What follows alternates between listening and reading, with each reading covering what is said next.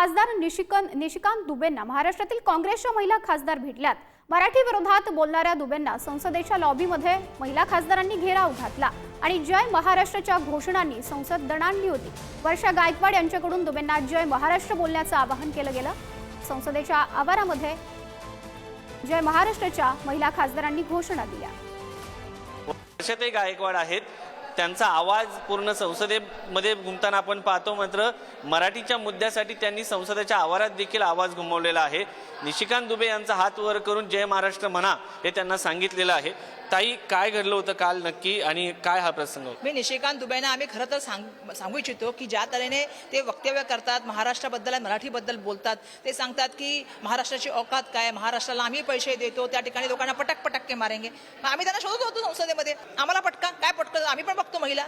त्याने नाही, आम्ही सॉरी मी असं काय बोललेलं नाही, जातो मी जय महाराष्ट्र बोललो, जय महाराष्ट्र, हा जय महाराष्ट्र ते तिथे त्यांनी पाय काढता घेतला। पण तो जय महाराष्ट्राचा आवाज होता त्या पूर्ण लॉबीपासून, परिसरापासून कॅन्टीनपर्यंत सगळ्यांना आवाज गेला आणि लॉबीमधले आणि कॅन्टीनमधले लोक पळत आले। काही लोकांनी म्हटलं आम्ही तिथे व्हिडिओ करायला पाहिजे होता, पण तेवढा त्या ठिकाणी आम्ही खासदार सगळे आम्हाला अचानक ते भेटल्यामुळे आम्ही त्यांना घेराव केला।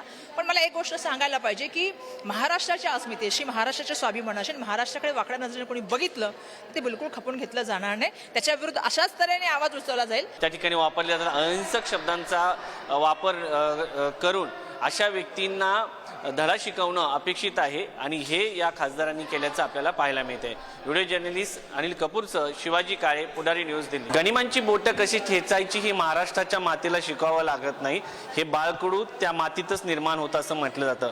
महाराष्ट्राच्या रणरागिणींनी काल निशिकांत दुबे यांनी जे वक्तव्य केलं होतं, वाकडी नजर करून महाराष्ट्रावर पाहण्याचा प्रयत्न केला होता, त्यांना काल धडा शिकवण्याचं काम केलं आहे। त्याच्यामध्ये ज्या महिला रणरागिणी खासदार होत्या, त्या प्रतिभा धानोरकर होत्या, त्यांच्याशी आपण थेट बातचीत करतोय।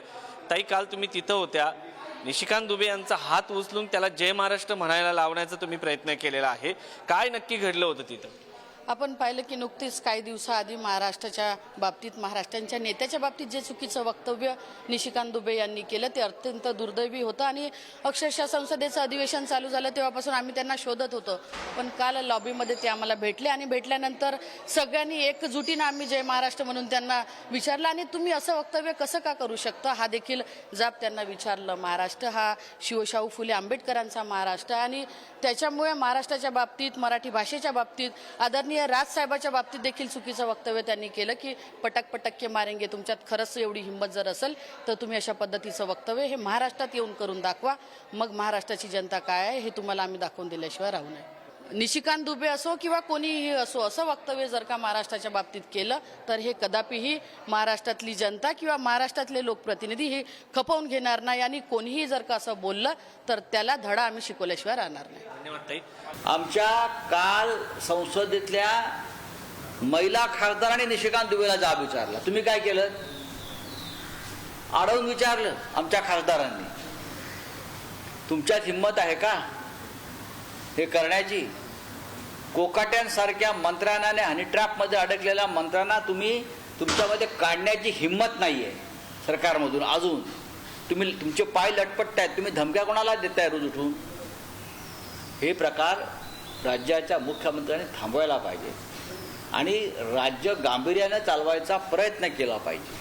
आमच्या ज्या 3 भगिनी महिला खासदार आहेत, वर्षाताई गायकवाड, शोभाताई बच्छाव आणि प्रतिभाताई धानोरकर, यांचं सर्वप्रथम मनापासून अभिनंदन।